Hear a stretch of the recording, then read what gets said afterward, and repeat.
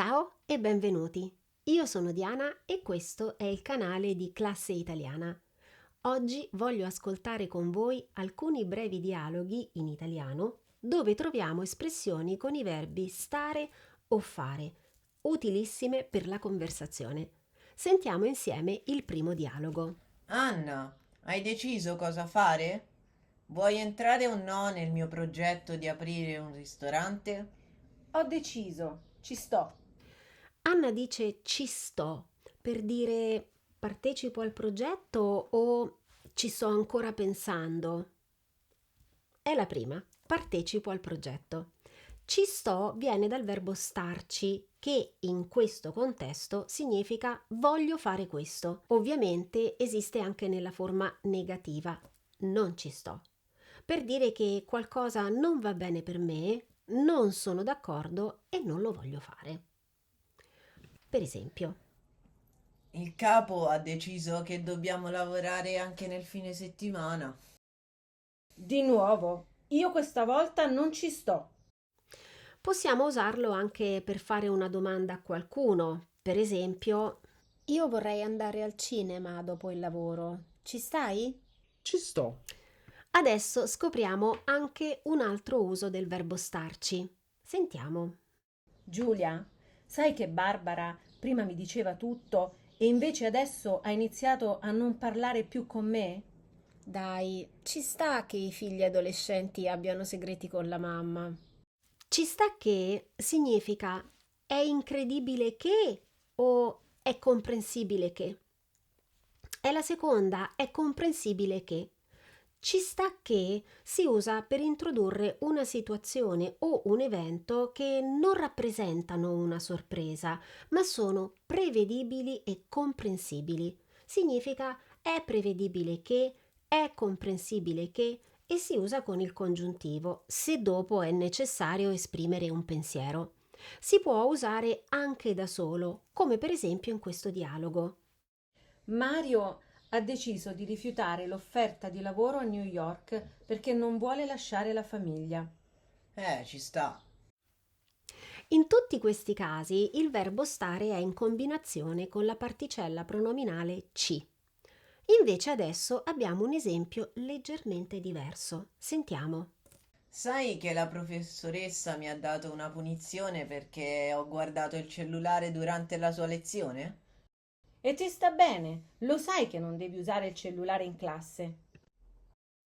Ti sta bene significa è giusto che questo sia successo a te o è una cosa positiva che sia successo a te? È la prima.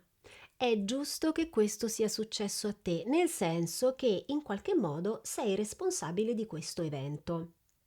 È il verbo stare con l'avverbio bene e si costruisce con il pronome indiretto. Ovviamente il pronome dipende dal numero di persone a cui lo riferiamo.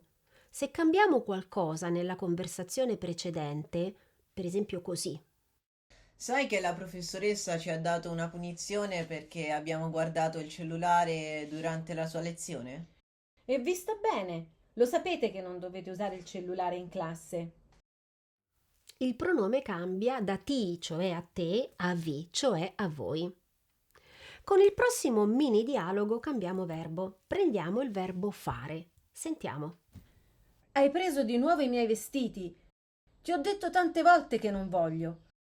Allora ci fai. Ci fai significa perché lo fai o fai finta di non capire? È la seconda, fai finta di non capire. Ci fai significa proprio che reciti come un attore di cinema o teatro, reciti il ruolo della persona che non capisce, anche se in realtà hai capito perfettamente. Spesso, in modo molto ironico ma anche un po' arrabbiato, diciamo ci fai o ci sei? Cioè, stai facendo finta o sei davvero così sciocco? Sciocco significa poco intelligente. È il verbo fare con il pronome ci, che rimane invariato per tutta la coniugazione. Io ci faccio, tu ci fai, lui, lei ci fa e così via. Lo stesso verbo, in combinazione con un complemento, prende un significato diverso. Vediamo. Nina, prova questo gelato al pomodoro. Veramente ci faccio poco per i gusti innovativi.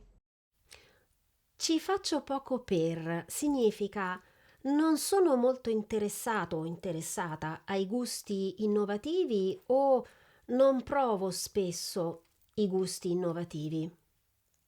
È la prima. Non sono molto interessato o interessata ai gusti innovativi. Ci faccio poco per o non ci faccio per significa che questa cosa non fa parte delle mie abitudini e non voglio cambiare questa situazione. E per ultimo, un altro esempio di espressione molto comune con il verbo farci. Antonio, cosa ci fai qui? Ci lavoro da circa 2 mesi. Cosa ci fai qui? Significa perché ti trovi qui o cosa stai facendo? È la prima, perché ti trovi qui. In questa combinazione è molto importante il ci di luogo che fa più forte l'avverbio di luogo qui. L'espressione si usa quando siamo sorpresi perché abbiamo incontrato una persona che conosciamo bene in un luogo dove non avevamo mai incontrato questa persona e dove non ci aspettavamo di vederla. Bene, per oggi ci fermiamo qui. Potete mettervi alla prova con un'attività che ho creato per voi su questo tema. Cliccate sul link in descrizione per entrare nelle attività gratuite di classe italiana e fare l'attività ci sta, ci stai, ci fai? Spero che questo video vi sia piaciuto. Fatemelo sapere nei commenti e se volete aiutarci con i nostri contenuti gratuiti, cliccate sul link in descrizione dove vedete questo simbolo e offriteci un caffè. Noi amiamo molto bere caffè mentre lavoriamo. Grazie per aver studiato con me. Ciao a tutti da Diana di Classe Italiana.